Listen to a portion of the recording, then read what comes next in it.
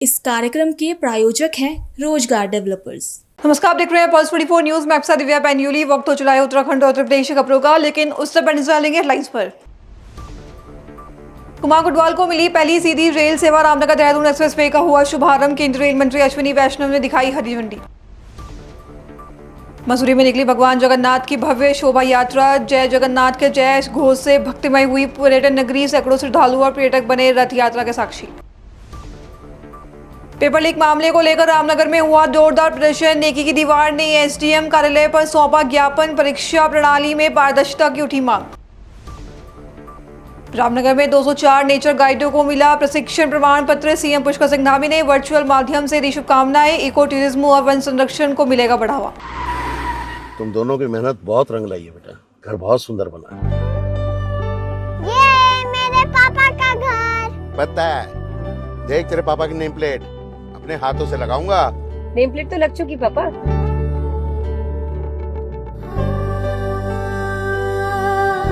असल मेहनत तो आपने की है पापा, मुझे इस काबिल बनाने के लिए। वो जिंदगी भर किराए के मकान में रहे, लेकिन आज ये घर मेरा नहीं, ये है मेरे पापा का घर।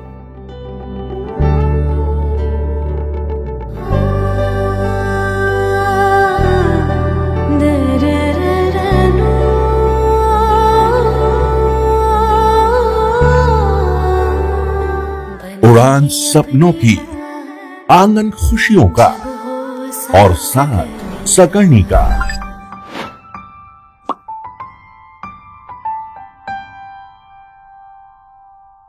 60 वर्षों से आपके साथ मनोरंजन और संस्कार का संगम, जाह्नवी मैगजीन।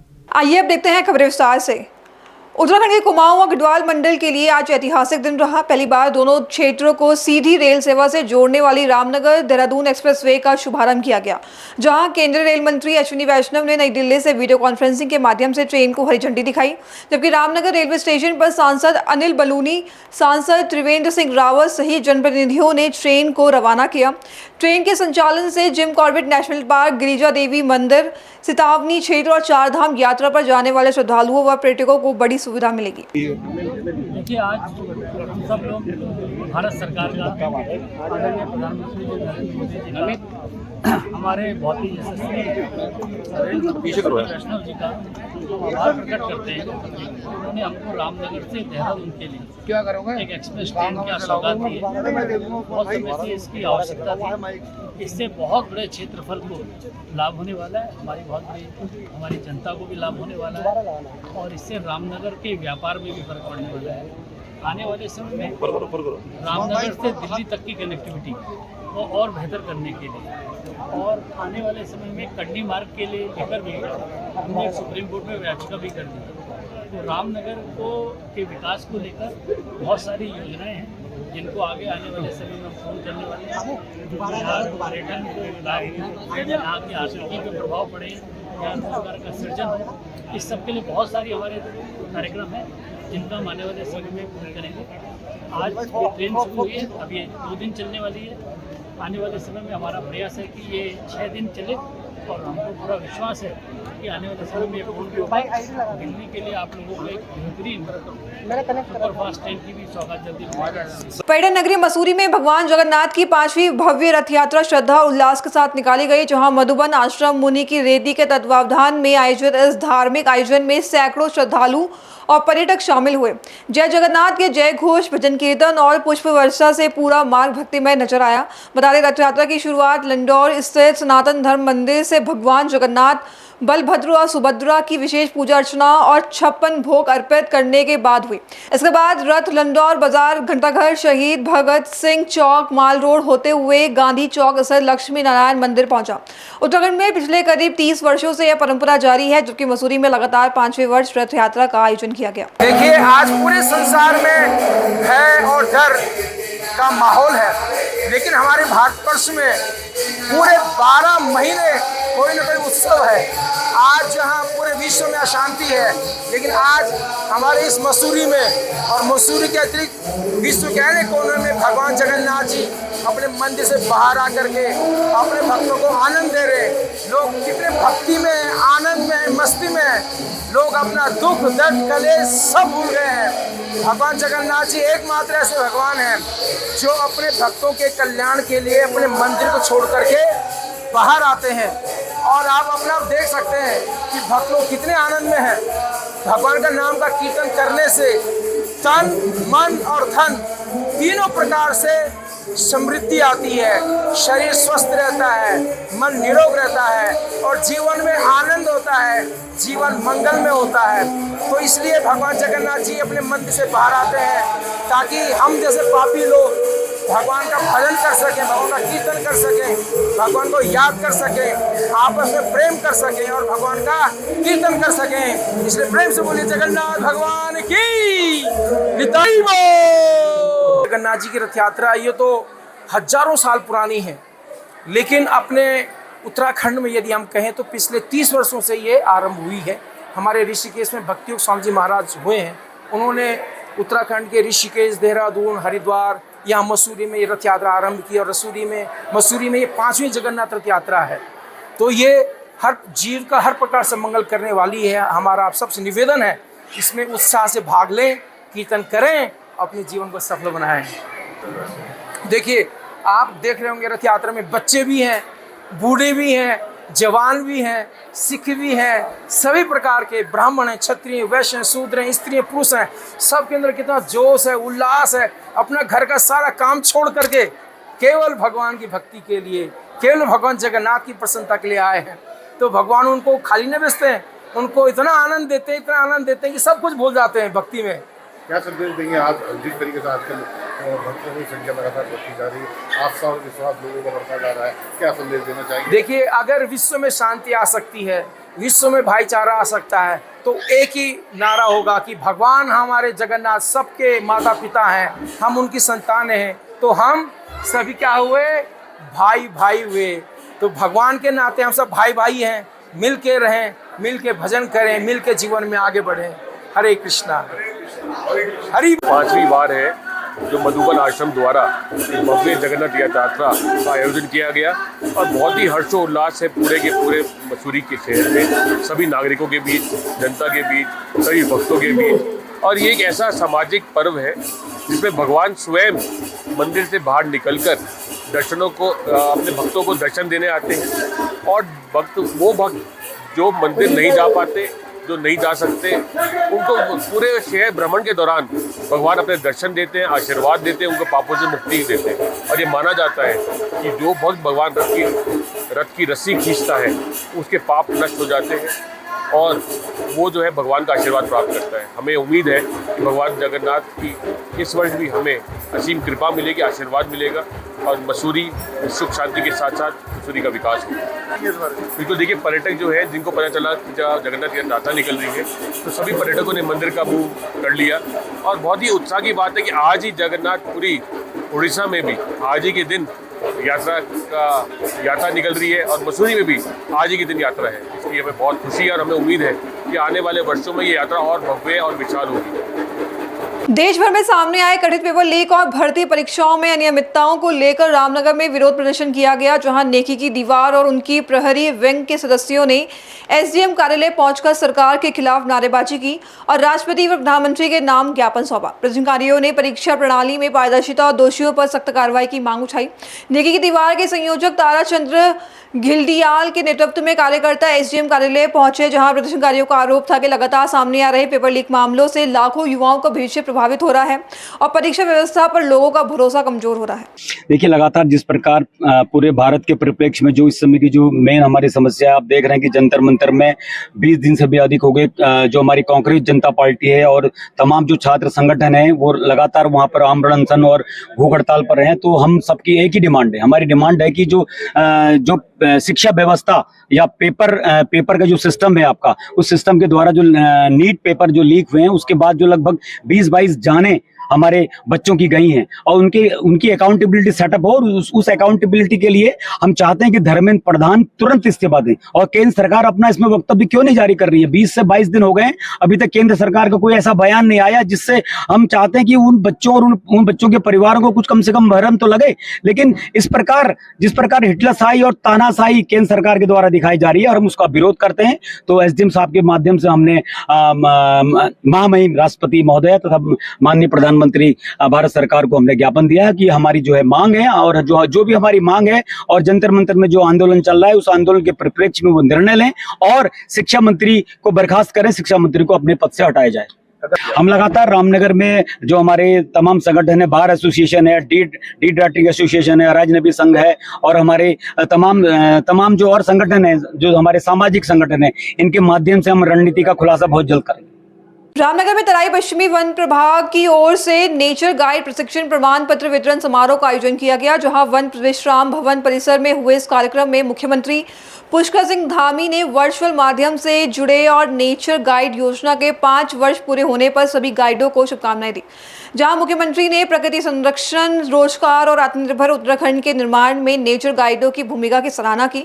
जहां मुख्यमंत्री के संबोधन के बाद स्थानीय विधायक और तराई पश्चिमी वन प्रभाग के डीएफओ ने फाटो पर्यटन जोन और हाथीडगर पर्यटन जोन में कार्यरत 204 नेचर गाइडों को प्रशिक्षण प्रमाण पत्र वितरित किए। देखिए, ये हमारे जो फाटो और हाथीडगर टूरिज्म जोन जो हमारा अत्यंत लोकप्रिय जोन हो गए हैं, तो उसमें हमारे द्वारा जो नेचर गाइड्स को रखा गया था, जो उनको टूरिस्ट को अपना जो है वहाँ गाइडिंग करने के लिए, तो वो जो उनमें हमने 204 गाइडों की भर्ती की थी। उस भर्ती के उपरांत जो है हमने उनको एक प्रशिक्षण कराया था। प्रशिक्षण में के बाद आज जो वो लोग फील्ड में बहुत अच्छे तरीके से गाइडिंग कर रहे हैं, तो उसी के लिए आज उनके जो प्रमाण पत्र थे उनको दिया जाना है। तो उसी के लिए आज यहाँ पे ये कार्यक्रम रखा गया था और हमने माननीय मुख्यमंत्री जी से अनुरोध किया था कि क्योंकि वो लगातार फाटो जोन से जुड़े रहे हैं, कई बार जो है उनके बारे में पूछते रहते हैं और उसके बाद में उनका जो है उनके द्वारा स्वयं भ्रमण भी किया गया फाटो जोन में। तो उसमें उस दौरान उनसे अनुरोध किया गया, तो वो उन्होंने सहर्ष अपनी सहमति दी और उसके बाद आज उन्होंने वर्चुअल रूप से संबोधित भी किया गाइड्सों को। तो उनका निश्चित रूप से उनका माननीय मुख्यमंत्री जी के संबोधन से उनका उत्साह बढ़ा होगा और अच्छे तरीके से हमारे वन और पर्यावरण के प्रति लोगों को जागरूक करते हुए गाइडिंग कराएंगे और इसी के साथ जो उनको रोजगार को जो मिला हुआ है उस रोजगार में और बढ़ोतरी होगी। प्रयागराज के हंडिया थाना क्षेत्र में दिन दहाड़े लूट की वारदात सामने आई है, जहां बेसकी रेलवे ओवरब्रिज पर बाइक सवार 2 बदमाशों ने ई रिक्शा से जा रही महिला का पर्स झपट लिया और मौके से फरार हो गए। पर्स में नकदी, मोबाइल और सोने के जेवर रखे हुए थे। घटना के बाद पुलिस ने जांच शुरू कर दी। दरअसल जानकारी के अनुसार कहरा निवासी मोहम्मद मकसूद अपनी पत्नी तैयबा बानो के साथ ई रिक्शा से हंडिया स्थित ससुराल जा रहे थे। इसी दौरान बेगसी रेलवे ओवरब्रिज पर पीछे से बाइक सवार 2 बदमाश पहुंचे और महिला का पर्स छीनकर तेज रफ्तार से फरार हो गए। बदमाशों ने पहचान छिपाने के लिए चेहरे कपड़े से ढके हुए थे। पुलिस आसपास लगे सीसीटीवी कैमरों की फुटेज खंगाल रही है और बदमाशों की पहचान कर गिरफ्तारी के प्रयास में जुटी है। सावन मास की शुरुआत को लेकर प्रयागराज पुलिस प्रशासन ने तैयारियां तेज कर दी है, जहां कांवड़ यात्रा और श्रद्धालुओं की सुरक्षा व्यवस्था को लेकर पुलिस पूरी तरह सतर्क है। इसी क्रम में पुलिस उपायुक्त गंगानगर कुलदीप सिंह गुनावत ने कांवड़ यात्रा मार्ग और प्रमुख शिवालयों का निरीक्षण कर सुरक्षा व्यवस्था का जायजा लिया, जहां डीसीपी गंगानगर ने अंदावा से लेकर प्रयागराज बदोही सीमा स्थित भीटी बॉर्डर तक कांवड़ यात्रा मार्ग का निरीक्षण किया। इस दौरान कई स्थानों पर सुरक्षा व्यवस्था देखी गई, साथ ही कांवड़ यात्रियों के विश्राम स्थलों और प्रमुख शिव मंदिरों का भी जायजा लिया गया। 30 तारीख से सावन का महीना चालू हो रहा है और ये प्रयागराज से वाराणसी के बीच में कांवड़ यात्रियों का आवागमन होता है और ये बहुत ही इम्पोर्टेंट रूट है जिस पर ट्रैफिक की और सिक्योरिटी के पॉइंट ऑफ व्यू से और अन्य सभी जो व्यवस्थाएं हैं उसका आकलन करने के लिए आज भ्रमण किया गया है और उसमें जो जहाँ पर इम्पोर्टेंट पॉइंट हैं, जहाँ पर सेंसिटिव पॉइंट्स हैं, उनको स्पेसिफिकली जाकर फोर्स के साथ जाकर उसको ऑब्जर्व किया गया और वहाँ पे क्या व्यवस्था होनी है, क्या योजना है, उसके अनुसार ब्रीफिंग की गई है। तो उसी के संदर्भ में आज विजिट किया गया है और सभी व्यवस्थाएं अच्छे से रहें, सुचारू रूप से सावन के मास में कांवड़ यात्रा हो और किसी भी प्रकार से कांवड़ यात्रियों को परेशानी ना आए, इसके लिए ये पूर्ण व्यवस्था कराई जाएगी और सुरक्षित रूप से यह पर्व का आयोजन हो, इसको सुनिश्चित किया जाएगा। सर इसके पहले 3-4 साल तक कोविड के चलते जो कांवड़ यात्री थे वो कम हुए थे, उसके बाद फिर 6 साल से ही बढ़ना शुरू हो गया। उसको देखते हुए क्या फोर्स की और फोर्स बढ़ाया जाए? देखिए, ये रूट इम्पोर्टेंट रूट है और इस पे एक भारी वाहनों का भी आवाजाही रहती है, जिसके दृष्टिगत प्रॉपर रूप से सभी पॉइंट को देखते हुए, जहां पर जो एक्सीडेंट प्रोन एरिया है और अन्य सभी चीज़ों को देखते हुए वन वे यहाँ पे इसको किया जाता है।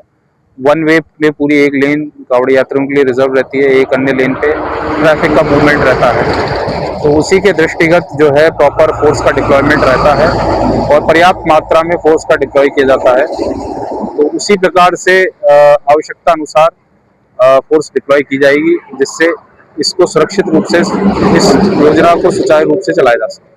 प्रयागराज के हंडिया ब्लॉक प्रमुख महेंद्र सिंह ने अपने कार्यकाल के 5 वर्ष पूरे होने पर प्रेस वार्ता कर विकास कार्यों का ब्यौरा पेश किया। उन्होंने दावा किया कि पूरे कार्यकाल में बिना भेदभाव के ग्रामीण क्षेत्रों के विकास को प्राथमिकता दी गई और हंडिया ब्लॉक ने नई पहचान बनाई। दरअसल अपने निजी आवास पर आयोजित प्रेस वार्ता में ब्लॉक प्रमुख ने बताया कि ब्लॉक परिसर का आधुनिक तरीके से जीर्णोद्धार कराया गया। इसके साथ ही क्षेत्र में 386 सड़कों का निर्माण और मरम्मत, 400 नालियों का निर्माण, सोलर व high mast street light, solar pump, सार्वजनिक शौचालय, आवास, ग्राम पंचायतों में जिम और सफाई अभियान जैसे कई कार्य कराए गए। उन्होंने कहा कि भविष्य में भी क्षेत्र के विकास के लिए पूरी निष्ठा से काम जारी रहेगा। उन्होंने बताया कि करीब 500 लोगों की क्षमता वाले आधुनिक मीटिंग हॉल के निर्माण को उप मुख्यमंत्री केशव प्रसाद मौर्य से स्वीकृति मिल चुकी है। सहारनपुर में आयोजित जनसभा में एआईएमआईएम प्रमुख असदुद्दीन ओवैसी ने उत्तर प्रदेश सरकार और भाजपा पर जमकर निशाना साधा। उन्होंने मस्जिदों, मदरसों, वक्फ संपत्तियों और जौहर यूनिवर्सिटी से जुड़े मामलों को लेकर सरकार पर गंभीर आरोप लगाए। ओवैसी ने कहा कि वे जनता के मुद्दों को लेकर लगातार आवाज उठाते रहेंगे। दरअसल जनसभा को संबोधित करते हुए असदुद्दीन ओवैसी ने सहारनपुर की एक मस्जिद को मिले नोटिस का मुद्दा उठाया। उन्होंने दावा किया कि मस्जिद लंबे समय से सुन्नी वक्फ बोर्ड में दर्ज है और वहां वर्षों से नमाज अदा की जा रही है। उन्होंने सरकार की कार्रवाई को गलत बताते हुए सवाल खड़े किए। ओवैसी ने मुख्यमंत्री योगी आदित्यनाथ के बयानों पर भी पलटवार किया और कहा कि वे सच बोलते रहेंगे। वहीं विपक्षी दलों पर निशाना साधते हुए उन्होंने लोगों से अपना राजनीतिक नेतृत्व मजबूत करने की अपील भी की। ओवैसी ने कहा कि राजनीतिक भागीदारी और अधिकारों के लिए समाज को संगठित होना होगा। अभी के लिए बस इतना ही। खबरों के लिए बने रहे पल्स 24 न्यूज के साथ। अब तक के नमस्कार। इस कार्यक्रम के प्रायोजक थे रोजगार डेवलपर्स। तुम दोनों की मेहनत बहुत रंग लाई है बेटा, घर बहुत सुंदर बना है। ये मेरे पापा का घर। पता है, देख तेरे पापा की नेम प्लेट अपने हाथों से लगाऊंगा। नेम प्लेट तो लग चुकी पापा।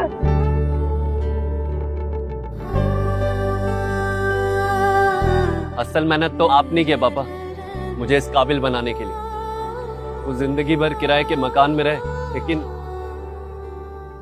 आज ये घर मेरा नहीं, ये है मेरे पापा का घर।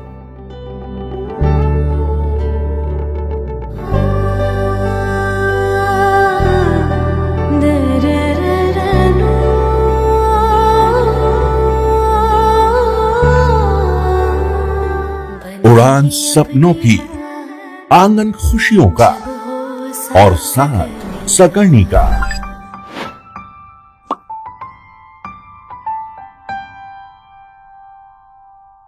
60 वर्षों से आपके साथ मनोरंजन और संस्कार का संगम, जाह्नवी मैगजीन।